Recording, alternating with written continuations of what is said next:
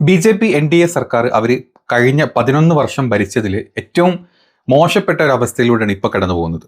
കഴിഞ്ഞ 2024 ലോക്സഭാ ഇലക്ഷന്റെ സമയത്ത് നമുക്കറിയാം, എസ് എ ബാർ 400 ബാർ എന്നും പറഞ്ഞിട്ട് നമ്മുടെ മോദിജിയും അമിട്ടും തലങ്ങും വിലങ്ങും നടന്നിരുന്നു. പക്ഷേ 400 പോയിട്ട് 300 പോലും കിട്ടാണ്ട് 240ഓളം സീറ്റിലോട്ട് ഒതുങ്ങിപ്പോയിട്ടുള്ളത് നമ്മളെല്ലാം കണ്ടിട്ടുണ്ട്. അതിൽ തന്നെ എത്ര സീറ്റ് വോട്ട് ചോരിയാന്നുള്ളത് ഇനി പുറത്തോട്ട് വരാനുള്ള സത്യങ്ങളാണ്, നോക്കാം. പക്ഷേ അതുകൊണ്ടൊക്കെ തന്നെ തൻ്റെ സഖ്യകക്ഷികളായിട്ടുള്ള നിതീഷ് കുമാറിനെ അല്ലെങ്കിൽ ചന്ദ്രബാബു നായിഡുവിനെയും സോപ്പിട്ട് അല്ലെങ്കിൽ അവരുടെ കുത്തുകാല് കൊടുത്ത് തന്നെ മുന്നോട്ട് പോയിട്ടില്ലെങ്കിൽ അവരെ കൊണ്ട് ഭരിക്കാൻ പറ്റാത്തൊരവസ്ഥയിലാണ് BJP എന്നുള്ളത് നമ്മൾ കണ്ടിട്ടുണ്ട്.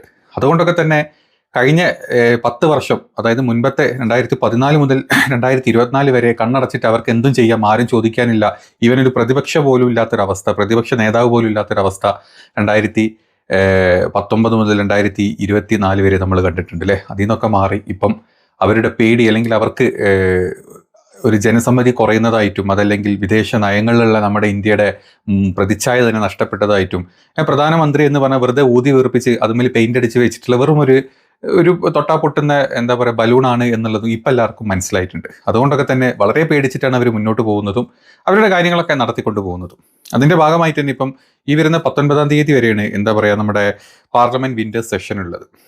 ഈ NDA MP-മാർക്ക് സകല MP-മാർക്കും വിപ്പ് വരെ കൊടുത്ത് 19-ാം തീയതി വരെ ഒരാൾ പോലും സഭയിൽ ഉണ്ടാവാതിരിക്കരുത് എന്നുള്ള ഒരു കർശന നടപടി വരെ കൊടുത്തിട്ടാണ് ഇപ്പം NDA സർക്കാർ മുന്നോട്ട് പോകുന്നത്. അതിൻ്റെ മെയിൻ റീസൺ എന്ന് പറഞ്ഞു കഴിഞ്ഞാൽ മറ്റൊന്നുമല്ല, ഈ വരുന്ന ദിവസങ്ങളിൽ എപ്പോഴെങ്കിലും പലതരത്തിലുള്ള ബില്ലുകളും പാസ്സാക്കാനുള്ള ചാൻസസ് വളരെ ഹൈ ആണ്. കാരണം ഇപ്പം നമുക്കറിയാം, പല കാര്യങ്ങൾക്കും അവരുടെ നിയമപരമായിട്ട് അവർക്ക് ചെയ്യാൻ പറ്റാത്ത കാര്യങ്ങളിൽ നിയമങ്ങൾ മാറ്റുക, നിയമ ഭേദഗതികൾ വരുത്തുക എന്നുള്ളതാണ് ഏറ്റവും കൂടുതൽ BJP ചെയ്യാറുള്ളത്. അതുകൊണ്ട് തന്നെ ഡിസംബർ 19 വരെ എല്ലാ BJP MP-മാർക്കും പാർലമെന്റിൽ നിർബന്ധമായും ഹാജരാക്കണമെന്ന് പാർട്ടിയുടെ കർശന നിർദ്ദേശം തന്നെ വന്നിട്ടുണ്ട്. കോർപ്പറേറ്റ് നിയമങ്ങളിലോ അതല്ലെങ്കിൽ കേന്ദ്ര സംസ്ഥാന സാമ്പത്തിക ഇടപാടുകളിലോ വലിയ മാറ്റങ്ങളും നിർണായക ബില്ലുകളും അവതരിപ്പിക്കും എന്നുള്ള സൂചനയാണ് ഇതിൽ ഏറ്റവും കൂടുതൽ പുറത്തോട്ട് വന്നിട്ടുള്ളത്. ഇതൊക്കെ നാഷണൽ മീഡിയസിലും പ്രോപ്പറായിട്ടുള്ള മീഡിയസിൽ വന്നിട്ടുള്ള റിപ്പോർട്ടുകളാണ് കേട്ടോ. അതുകൊണ്ടാണ് ഞാനത് എടുത്ത് പറയുന്നത്.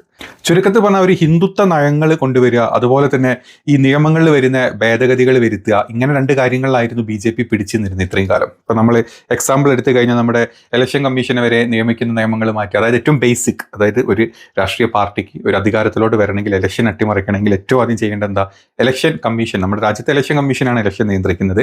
ആ ഇലക്ഷൻ കമ്മീഷനിൽ തങ്ങളുടെ കംപ്ലീറ്റുള്ള സ്വാധീനം കൊണ്ടുവരിക, അതാണ് ആദ്യം തന്നെ അവർ ചെയ്തത്. 2023 അത് ചെയ്യാനുള്ള മെയിൻ റീസൺ അവർക്കറിയാം, അവരുടെ പ്രതിച്ഛായ നഷ്ടപ്പെട്ടിട്ടുണ്ട്. മോദി എന്നുള്ള പ്രഭാവമൊന്നുമില്ല. ഹിന്ദുത്വ രാഷ്ട്രീയം കുറേയൊക്കെ നോർത്ത് ഇന്ത്യയിൽ മാത്രം ചില സ്ഥലങ്ങളിൽ വർക്കാവുന്നുള്ളൂ, ബാക്കിയുള്ള സ്ഥലങ്ങളിൽ വർക്കാവുന്നില്ല എന്നുള്ള തോന്നലുള്ളത് കൊണ്ട് തന്നെയാണ് ഏറ്റവും ബേസിക് ആയിട്ട് അവർ ആ ഒരു നിയമം തന്നെ മാറ്റിയത്. കൂട്ടത്തിൽ ഹിന്ദുത്വ പറഞ്ഞിട്ട് ബാക്കിയുള്ള ആളുകളെ കയ്യിൽ പിടിച്ച് വെക്കാനുള്ള ഒരു കൺട്രോളും അവർ കൊണ്ടുവരുന്നത്. അത് ഏറ്റവും ബെസ്റ്റ് ആയിട്ടുള്ള ഉദാഹരണമാണ് നമ്മൾ BJP പേടിച്ച് തുടങ്ങിയത് എവിടെ നിന്നാണ് എന്നുള്ളത് ആ നിയമ ഭേദഗതിയിലുള്ള നമുക്ക് മനസ്സിലാക്കാൻ പറ്റും. പിന്നെ കഴിഞ്ഞ 10 വർഷമായിട്ട് അവർ ഏറ്റവും കൂടുതൽ അവർ എന്താ പറയുക കയ്യിൽ ഒതുക്കാൻ നോക്കിയിട്ടുള്ളത് നമ്മുടെ രാജ്യത്തെ ഡിപ്പാർട്ട്മെൻറ്റുകളാണ്. ഇപ്പം NIA, ED, CBI, supreme court വരെ.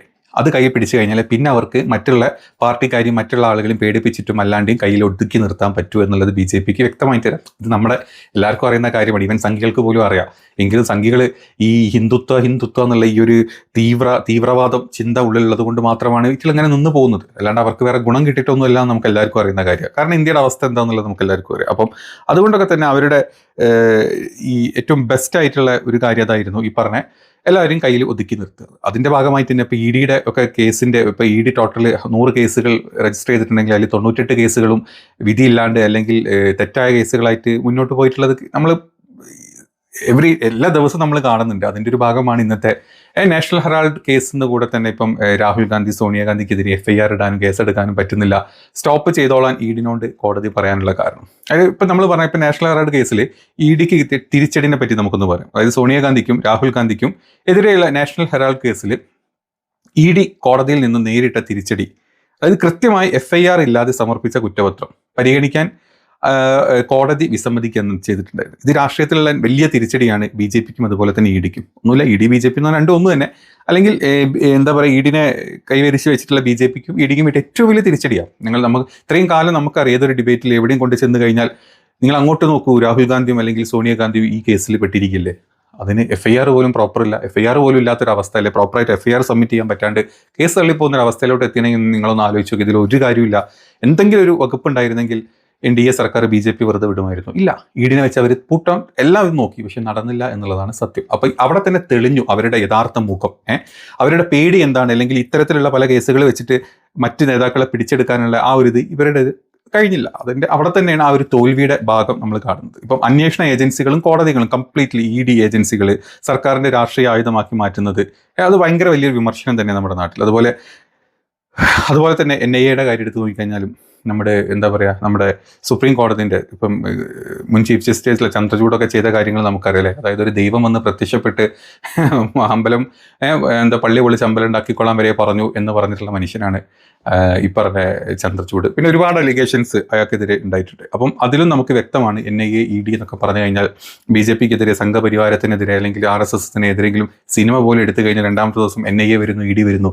ഇതൊക്കെ ഒരു ഹീറോയിക് സിനിമകളിൽ നമ്മൾ കാണുന്ന തരത്തിലുള്ള ചില കാര്യങ്ങൾ അതൊക്കെ തന്നെയാണ് നമ്മുടെ രാജ്യത്ത് ഇപ്പം നടക്കുന്നത്. ഇതൊക്കെ BJPയുടെ പേടിയാണ് നമ്മളിത് കാണിക്കുന്നത്. ഈ വിഷയത്തിൽ അല്ലെങ്കിൽ ഈ വീഡിയോയിൽ ഞാൻ പറയുന്നത് BJP എവിടെയൊക്കെ കൊണ്ട് പേടിക്കുന്നുണ്ട് എന്നുള്ളതാണ്. ആ പേടി ഇല്ലാണ്ടാക്കാൻ എവിടെയൊക്കെ അവർ മാറ്റങ്ങൾ വരുത്തുന്നുണ്ട് എന്നാണ് നമ്മൾ ഈ വീഡിയോയിൽ ഇതുവരെ പറഞ്ഞിട്ടുള്ളത്. ഇനി അങ്ങോട്ട് പറയുന്നത് ഇത് തന്നെയാണ്. BJP അതല്ലാണ്ട് നേരിടുന്ന മറ്റ് ചില പ്രധാന വിഷയങ്ങളുണ്ട്. അതായത് ഒരു ആശയപരമായിട്ടുള്ള മാറ്റം, രാജ്യത്തിൻ്റെ ആശയപരമായിട്ടുള്ള മാറ്റം, ഒരു ഗാന്ധിയൻ മാർഗത്തിൽ പോകുന്നത്. അതായത് ഒരു ഗാന്ധിയൻ ആശയങ്ങളിൽ നിന്ന് മാറിയിട്ട് ഒരു തീവ്ര ഒരു രാഷ്ട്ര ഭാഷ, അതായത് ഈ രാഷ്ട്ര ഫാസിസം എന്ന് പറയും. നമ്മൾ രണ്ട് തരത്തിലുള്ള ഫാസിസം ഉണ്ട്. ഒന്ന് രാഷ്ട്രം എന്ന് പറഞ്ഞ് നടക്കുന്ന ഹിന്ദുത്വ രാഷ്ട്ര ഫാസിസമാണ് ആ കാണുന്നത്. അത് ചെയ്യാനുള്ള ഒരു വ്യവസ്ഥയിലുള്ള ഭരണമാറ്റങ്ങളിലൊക്കെ വരുത്താനാണ് ഇപ്പം BJP ട്രൈ ചെയ്തുകൊണ്ടിരിക്കുന്നത്. കഴിഞ്ഞ 10 വർഷം അത് തന്നെ അവർ ചെയ്തുകൊണ്ടിരുന്നത്. അത് തന്നെയാണ് ഇപ്പം നമ്മൾ ഈ പറഞ്ഞ ഗാന്ധിജിയുടെ പേര് പല പദ്ധതികളിൽ നിന്ന് മാറ്റാനൊക്കെ ശ്രമം എന്ന് പറഞ്ഞാൽ അത് തന്നെ ആ ഹിന്ദു രാഷ്ട്ര ഫാസിസം കൊണ്ടുവരാൻ വേണ്ടിയിട്ട്. അവർക്ക് രാഷ്ട്രമാണെല്ലാം, രാഷ്ട്രത്തിൽ എന്തുണ്ടായാലും കുഴപ്പമില്ല, രാഷ്ട്രം മുടിഞ്ഞാലും കുഴപ്പമില്ല, ഞങ്ങൾ അതിനെ പിടിച്ച് പൊക്കി നടക്കും. രാഷ്ട്രം ഭരിക്കുന്ന ആളുകൾ രാഷ്ട്രം മുടിപ്പിക്കുന്നുണ്ടോ എന്ന് ചിന്തിക്കാനുള്ള കഴിവില്ലാത്തൊരവസ്ഥ. അല്ലെങ്കിൽ ആ രാജ്യം ഭരിക്കുന്ന അന്നത്തെ ആ നേതാവ് അല്ലെങ്കിൽ മോദി എന്ത് പറയുന്നു, അല്ലെങ്കിൽ അതിൻ്റെ കൈവരിച്ചിട്ടുള്ള ഈ ഒരു പാർട്ടി എന്ത് പറയുന്നു, അതിനപ്പുറത്തോട്ടൊന്നും അറിയാത്ത ഈ മറ്റേ ഇത് കെട്ടിയിട്ടുള്ള കുതിരകളില്ലേ, കണ്ണ് കെട്ടിയിട്ടുള്ള കുതിരകളുടെ അവസ്ഥയാണ് ഈ പറഞ്ഞ പാർട്ടി ഇപ്പം ചെയ്തുകൊണ്ടിരിക്കുന്നത്. പിന്നെ കോർപ്പറേറ്റുകളിലുള്ള സ്വാധീനം, അതായത് RSS ആണ് ഇതിൻ്റെയൊക്കെ പിന്നിൽ ചരട് വലിക്കുന്നതെന്ന് നമുക്ക് എല്ലാവർക്കും അറിയാം അല്ലേ. അതിൽ നിന്ന് മാറാൻ പല രീതിയിൽ മോദി അമിട്ട് നോക്കുന്നുണ്ടെങ്കിലും ആ ഒരു സപ്പോർട്ട് ഇല്ലെങ്കിൽ ഞങ്ങളെ കൊണ്ട് പറ്റില്ല, ഞങ്ങൾ വെറും ഊച്ചാളികളായി പോകുന്നുള്ള തോന്നലുള്ളത് കൊണ്ട് തന്നെ ഈ RSSന്റെ ഒരു RSS വൽക്കരണം ഇതിൻ്റെ ഇടയിൽ കൂടെ ഒക്കെ വരുന്നുണ്ട്. അത് ഏറ്റവും സ്പെഷ്യലി നമ്മൾ കാണേണ്ടത് ഈ കോർപ്പറേറ്റുകളിലുള്ള സ്വാധീനമായിട്ടും.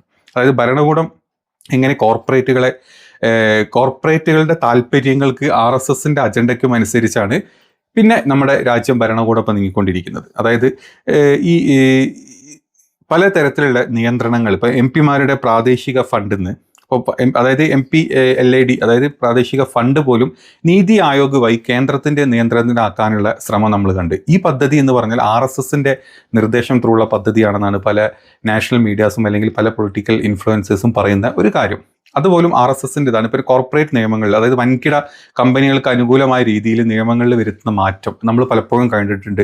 ടാക്സ് ഇനത്തിലാണെങ്കിൽ, അല്ലെങ്കിൽ വലിയ വലിയ വൻകിട കമ്പനികൾക്ക് പദ്ധതികൾ മറച്ചു കൊടുക്കുന്നതാണെങ്കിലും, നമ്മുടെ കേന്ദ്രത്തിൻ്റെ അല്ലെങ്കിൽ നമ്മുടെ രാഷ്ട്രത്തിൻ്റെ പല ഇപ്പം നമ്മളെ ഈ എയർ ഇന്ത്യ പോലെ, BSNL പോലെ, അങ്ങനെ പല കാര്യങ്ങളും നമ്മൾ മറച്ചു വെക്കുന്നതായിട്ടും കോർപ്പറേറ്റുകൾക്ക് മറച്ചു വെക്കുന്നതായിട്ടും അവരുടെ സ്വാധീനം നമ്മുടെ ചില കംപ്ലീറ്റ് ഏരിയകളിൽ അവർക്ക് മാത്രം വിട്ടുകൊടുത്ത്, ഇപ്പോൾ നമ്മുടെ എയർപോർട്ടുകളും നമ്മുടെ പോർട്ടുകളും ഇപ്പം നമ്മളെ കണ്ടു അല്ലെ, ഇൻഡിഗോൻ്റെ ഇഷ്യൂസൊക്കെ. അപ്പോൾ ഇങ്ങനെ കോർപ്പറേറ്റുകൾക്ക് മറച്ചു വെക്കുന്ന ഒരു പരിപാടി, അതിൽ കൂടെ പാർട്ടി ഫണ്ട് ഉണ്ടാക്കുക, അല്ലെങ്കിൽ രാജ്യം പാർട്ടിക്ക് വേണ്ട പാർട്ടി നേതാക്കളുടെ കീശ വീർപ്പിക്കാനും പാർട്ടിക്ക് ഉണ്ടാക്കുന്ന ഫണ്ടും അത് വലിയ രീതിയിൽ നമ്മുടെ രാജ്യത്ത് ഇപ്പോൾ നടന്നു പോകുന്നൊരു കാര്യമാണ്. അപ്പോൾ അത് BJP പേടിച്ചതുകൊണ്ട് BJP ചെയ്യുന്ന ഒരു കാര്യമാണ് ഈ കോർപ്പറേറ്റ് വൽക്കരിക്കുക, സർക്കാരിനെ തന്നെ കോർപ്പറേറ്റ് വൽക്കരിക്കുന്ന ഒരു അവസ്ഥയിലോട്ട് രാജ്യത്തിലെത്തിക്കുക. ഇങ്ങനൊരു പരിപാടിയാണ് നമ്മുടെ ശ്രീലങ്കയിൽ ചെയ്തു പോയിരുന്ന, അവസാനം കയ്യിൽ നിന്ന് പോയി അല്ലാത്തൊരവസ്ഥയിലോട്ട് എത്തി. നമ്മൾ ഏകദേശം ആ ഒരു അവസ്ഥയിലാണ് പോയിക്കൊണ്ടിരിക്കുന്നത്. ഇപ്പോൾ നമ്മുടെ രൂപ 90.95 ആയിട്ട് നിലത്തോടു കൂടി നമ്മളിങ്ങനെ ഇങ്ങനെയാണ് ആ ശ്രീലങ്കയിൽ ആ ഒരു പണപ്പെരുപ്പം വന്നതും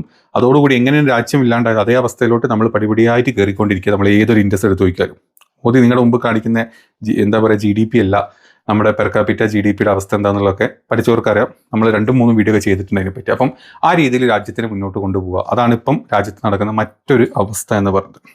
പിന്നെ ഈ അന്താരാഷ്ട്ര തലത്തിലുള്ള പ്രതിച്ഛായ നഷ്ടപ്പെട്ടിട്ടുണ്ടോ എന്ന് വെച്ചാൽ, ഏറ്റവും ബേസിക് ആയിട്ട് ഇപ്പോൾ ലാസ്റ്റ് ട്രംപ് വരുന്ന പല ഉച്ചകോടികളിലും, ഇപ്പോൾ മലേഷ്യൻ ഉച്ചകോടി നടന്ന സമയത്താണെങ്കിലും ട്രംപ് വരുന്നിടത്ത് മോദി പോകാണ്ടിരിക്കുക. മോദിക്ക് പേടിയാണ്, മോദിക്ക് പേടി തന്നെയാണ്. ട്രംപ് എന്തെങ്കിലും പറഞ്ഞു കഴിഞ്ഞാൽ തിരിച്ച് മറുപടി പോലും ഇംഗ്ലീഷിൽ തിരിച്ചടിക്കാൻ പറ്റുന്നില്ല. ഞാൻ ആരെങ്കിലും എഴുതി കൊടുത്താൽ പോലും അത് നോക്കി വായിക്കാൻ പോലും കാല് വിറയ്ക്കുന്ന മോദിയുടെ അവസ്ഥ നമ്മൾ കണ്ടിട്ടുണ്ട്. അതുകൊണ്ടൊക്കെ തന്നെ US വിധേയപ്പെട്ടിരിക്കുന്ന ഒരുപാട് യൂറോപ്യൻ രാജ്യങ്ങളുണ്ട്. അതുപോലെ ഈ രാജ്യങ്ങളൊക്കെ നമുക്കെതിരായിട്ട് തന്നെ നിൽക്കുന്നു. ഇപ്പോൾ ലാസ്റ്റ് നമ്മൾ എടുത്തു നോക്കിക്കഴിഞ്ഞാൽ G20 ഉച്ചകോടിയിൽ പല യൂറോപ്യൻ രാജ്യ പ്രതിനിധികളും ട്രംപും അമേരിക്കൻ പ്രസിഡന്റും വന്നിട്ടില്ല. അവിടെ പോയിട്ട് നമ്മൾ സ്റ്റാറായിട്ട് നമ്മുടെ ഗോതി മീഡിയയിൽ 4 അല്ലെങ്കിൽ കൈ ചൂണ്ടിയിട്ടുള്ള ഫോട്ടോ ഇട്ടു നമ്മൾ സ്റ്റാർ ആയിക്കൊണ്ടിരിക്കുക. പക്ഷേ ആ ഉച്ചകോടി കൊണ്ട് ഒരു ലാഭം ഒരു കാര്യം ഈ പറഞ്ഞ രാജ്യങ്ങൾക്കൊന്നും ഉണ്ടായിട്ടില്ല. കാരണം അതിൻ്റെ മെയിൻ ആളുകളായിട്ട് വരേണ്ടിയിരുന്ന അല്ലെങ്കിൽ അതിൻ്റെ പല കാര്യങ്ങളും നിയന്ത്രിക്കേണ്ടിയിരുന്ന പല തീരുമാനങ്ങളിലും മുഖ്യമായിട്ട് എടുക്കേണ്ടി വരുന്ന US അല്ലെങ്കിൽ യൂറോപ്യൻ രാജ്യങ്ങളും ഇല്ല. എന്താ ഈ രാജ്യങ്ങളില്ലാണ്ട് പല തീരുമാനങ്ങളും അവിടെ നടപ്പാക്കാൻ പറ്റില്ല. കാരണം US ഡോളേഴ്സ് വെച്ചിട്ടാണ് നമ്മളെല്ലാ വിനിമയങ്ങൾ നടത്തുന്നത്. മറ്റു പല രാജ്യങ്ങളും ഈ ഇതുമായിട്ട് കണക്റ്റഡ് ആയിട്ട് നിൽക്കുന്ന പല കാര്യങ്ങളും ഉണ്ട്. അതുകൊണ്ടൊക്കെ തന്നെയാണ് അവിടെ ഒന്നും അതൊക്കെ വെറും തട്ടിപ്പാണ്. നമ്മുടെ പ്രതിച്ഛായ എത്രത്തോളം മോശമായിട്ടുണ്ട് എന്ന് നമ്മൾ കാണുന്നത്. ഇത് ഇപ്പം നമുക്കറിയാം ഇപ്പോൾ US മുന്നോട്ട് വെച്ചിട്ടുള്ള താരിഫും പ്രശ്നങ്ങളൊക്കെ വന്നപ്പോൾ നമ്മൾ വെറുതെ ഗോതി മീഡിയ നിങ്ങളെ മുമ്പിലോട്ട് പടച്ചു വിട്ടതല്ല. അത് അവർ പറഞ്ഞ പോലെ തന്നെ നമ്മളെല്ലാം കേട്ടില്ലേ. നമ്മൾ റഷ്യൻ ക്രൂഡ് നിർത്തി, പിന്നെ നമ്മൾ ഇറാനുമായിട്ടുള്ള പ്രശ്നങ്ങൾ വന്നു. കാരണം ഈ ചാമ്പാർ തുറമുഖത്തിൻ്റെ ഇഷ്യൂ വന്നു, അവിടെ ഉപരോധം വന്നു, അവിടെ നമ്മൾ പെട്ടു. അങ്ങനെ നമ്മളെ പെടുത്തിക്കൊണ്ടിരിക്കുക. അതിനുശേഷം മെക്സിക്കോ ആയിട്ടുള്ള ഇഷ്യൂ വന്നു. ഇതൊക്കെ നമുക്കിങ്ങനെ ഈ ഇഷ്യൂസ് ഒക്കെ നമുക്ക് വരുന്നത് എന്തുകൊണ്ടാണ്? നമ്മുടെ മോദി വെറും കാറ്റ് വീർപ്പിച്ച അല്ലെങ്കിൽ ബലൂണാണ്, പൊങ്ങിയ പൊട്ടും എന്നുള്ളത് ഈ ലോക നേതാക്കൾക്ക് അറിയാം. അതുകൊണ്ടൊക്കെ തന്നെ ഇയാളിങ്ങനെ വന്ന് ഈ ട്രിപ്പ് വരുന്ന സമയത്ത് അങ്ങോട്ട് റിക്വസ്റ്റ് ചെയ്ത് ട്രിപ്പ് പോകുന്ന സമയത്ത് വന്നു പോട്ടെ എന്ന് വിചാരിക്കുന്ന ഒരു അവസ്ഥ അതാണ് ഇപ്പോൾ ഇന്ത്യയിൽ നടന്നുകൊണ്ടിരിക്കുന്നത്. നമ്മുടെ ഇവിടുത്തെ IT മേഖലകളും നമ്മുടെ എക്സ്പോർട്ടിങ്ങും ഒക്കെ എത്രത്തോളം വൃത്തികെട്ട അവസ്ഥയിലാണ് നിൽക്കുന്നത് എന്നുള്ളത് ഈ കാര്യങ്ങളൊക്കെ നോക്കുന്നവർക്കും ഇതിനെപ്പറ്റി അറിയുന്നവർക്കും അറിയാം. അതല്ലാണ്ട് 5ാം ക്ലാസ്സും കുസ്തി മോദിനെ പോലെ 5ാം 4ാം ക്ലാസ്സും കുസ്തിയുള്ള സംഘികൾക്ക് അത് പറഞ്ഞാൽ മനസ്സിലാവില്ല. അവർ വാട്സപ്പ് യൂണിവേഴ്സിറ്റിയിൽ വരുന്ന കാര്യങ്ങളെപ്പറ്റി ഇങ്ങനെ ഊർപ്പിച്ചുകൊണ്ടിരിക്കും. അർത്ഥത്തിൽ ഈ പ്യുവർ IT മേഖലയിലുള്ള അമേരിക്കൻസും അല്ലെങ്കിൽ അമേരിക്കൻ IT-കാരും അല്ലെങ്കിൽ ഇന്ത്യയിൽ അവിടെ പോയി അവിടെ നിന്ന് ഇങ്ങോട്ട് വന്ന കമ്പനികളുടെയൊക്കെ അവസ്ഥ നിങ്ങൾക്ക് എന്താണെന്നുള്ളത് അത് അനുഭവിക്കുന്ന ആൾക്കാർക്ക് വ്യക്തമായിട്ട് അറിയാം. പിന്നെ എക്സ്പോർട്ടിങ് മേഖലയിലുള്ള ആൾക്കാർക്ക് അവരുടെ ബിസിനസ്സിൻ്റെ അവസ്ഥ എന്താണ്, അതുമായിട്ട് ജോലിയിൽ നിന്ന് എത്ര പേർക്ക് ജോലി പോയി എന്നുള്ളതും അങ്ങനെ ഒരുപാട് കാര്യങ്ങൾ ഇതിൻ്റെ പിന്നാലെ നടക്കുന്നുണ്ട്. അതാരും പുറത്തോട്ട് കൊണ്ടുവരില്ല. അത് BJP-യുടെ കഴിവില്ലായ്മ പുറത്തോട്ട് കൊണ്ടുവരും എന്നവർക്ക് അറിയുന്നത് കൊണ്ട് തന്നെ അവർ ഈ പറഞ്ഞ പോലെ വന്ദേ മാതരം എടുത്തിടും. ഇതുപോലെ പദ്ധതികളിൽ ഗാന്ധിജിയുടെ പേര് മാറ്റി അത് വലിയ വലിയ പ്രശ്നങ്ങളാക്കി മാറ്റി വെക്കും. SIR പോലത്തെ കാര്യങ്ങൾ നടത്തും, വോട്ട് കട്ടുകൊണ്ടിരിക്കും. ഇതേ സ്ഥാനത്ത് ഇന്ത്യ അപ്പുറത്ത് ലോകത്തിലും രാജ്യത്തിൻ്റെ അകത്തളത്തിലൊക്കെ ഇന്ത്യയുടെ പ്രതിച്ഛായ പോയിക്കൊണ്ടിരിക്കുകയാണ്. അപ്പോൾ ഏറ്റവും കൂടുതൽ പേടിച്ച് ഭരിക്കുന്ന ഒരു NDA സർക്കാരാണ് ഇപ്പോൾ മുന്നോട്ട് പോകുന്നത്. അതിനു വേണ്ടിയിട്ട് തന്നെ അവർ ഏത് വൃത്തികെട്ട പരിപാടികളും ചെയ്യും, അത് ജനങ്ങളുടെ അടുത്തോട്ട് എത്തിക്കാണ്ടിരിക്കാൻ. ഇതാണ് ഇപ്പോൾ നമ്മുടെ രാജ്യത്ത് നടക്കുന്ന ഏറ്റവും വലിയ എന്താ പറയുക അരാജകത്വം, എന്താ പറയേണ്ടത്, നിങ്ങൾ തന്നെ പേരിട്ട് അല്ലെങ്കിൽ നിങ്ങൾ തന്നെ കമൻറ്റ് ചെയ്യുന്നതാണെന്നുള്ളത്.